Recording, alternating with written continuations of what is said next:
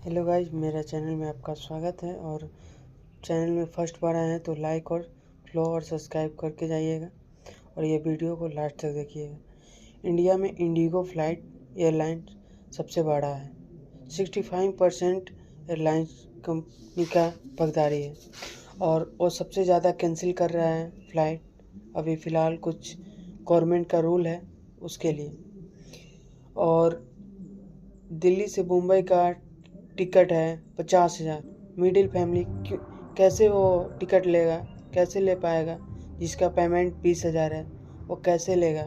उसका उधर बाप तड़प रहा है, किसी का शादी रुक गया, किसी का अनगिनत समस्या है और वहाँ भगदड़ मच गया है। वो एयरपोर्ट ऐसे लग रहा है जैसे बस स्टैंड, रेलवे स्टेशन जैसे कचरा बन चुका है आज के दिन में। और वहाँ पूरा भगदड़ है और पब्लिक वहाँ पूरा हरदम मचाया हुआ है। तो बस स्टैंड और रेलवे स्टेशन से भी गैर गुजर एयरपोर्ट हो गया है आज के डेट में। और कुछ लूट है, तो इसके लिए हम वीडियो का लास्ट तक आप देखिएगा, समझ में आए। आप वीडियो को लास्ट तक देखें।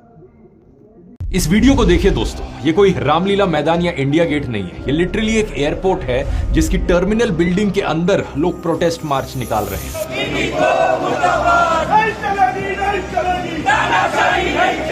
पिछले 3 दिनों से इंडिया के लगभग हर मेजर एयरपोर्ट पर अफरा तफरी मची हुई है। लोग चिल्ला रहे हैं, चीख रहे हैं।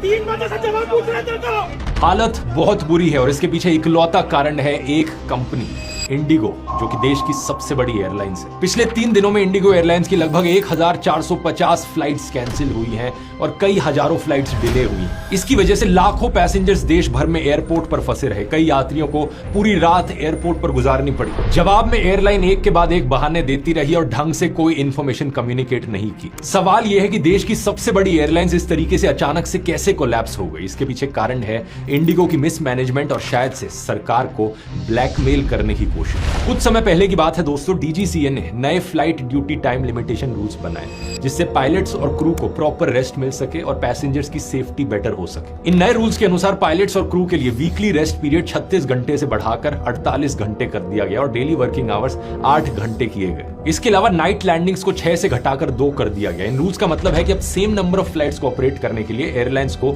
ज्यादा पायलट्स और क्रू मेंबर्स हायर करने पड़ेंगे। इन रूल्स को ओरिजिनली मार्च 2024 में इंप्लीमेंट किया जाना था, लेकिन तब इंडिगो और बाकी एयरलाइंस ने कहा नहीं, ये तो बहुत जल्दी है, प्लीज इसे डिले करो क्योंकि हमें थोड़ा समय चाहिए नए पायलट्स और क्रू मेंबर्स को हायर करने के लिए। लेकिन 18 महीने का टाइम दिए जाने के बाद भी इंडिगो ने ढंग से हायरिंग नहीं करी। एयरलाइंस पायलट एसोसिएशन के प्रेसिडेंट सैम थॉमस का कहना है कि जब भी रूल्स एयरलाइंस के फेवर में नहीं होते तो एयरलाइंस फ्लाइट डिले कर देती हैं या कैंसिल कर देती हैं ताकि सरकार पर रूल्स चेंज करने का प्रेशर बनाया जा सके। इसलिए कहा जा रहा है कि इस तरीके से फ्लाइट्स को कैंसिल करना ये कोई प्लानिंग फेलियर नहीं था, बल्कि एक कैलकुलेटेड स्ट्रैटेजी थी। जानबूझकर अफरा तफरी मचा दो एयरपोर्ट पर ताकि डीजीसीए मजबूर हो जाए इन रूल्स को वापस लेने पर। और एग्जैक्टली ऐसा ही हुआ दोस्तों। डीजीसीए ने 5 दिसंबर को अपने रूल का एक बड़ा इंपॉर्टेंट पॉइंट अब विड्रॉ कर लिया है। लीव्स को वीकली रेस्ट में काउंट करना अलाउ कर दिया है जो पहले नहीं होता था। इसके अलावा डीजीसीए ने 10 फरवरी तक इंडिगो को एक वन टाइम एग्जेम्पशन दे दी है पायलट के नाइट ड्यूटी रूल से। इस पूरे मुद्दे के पीछे दोस्तों एक रूट कॉज है एविएशन सेक्टर का इंडिया में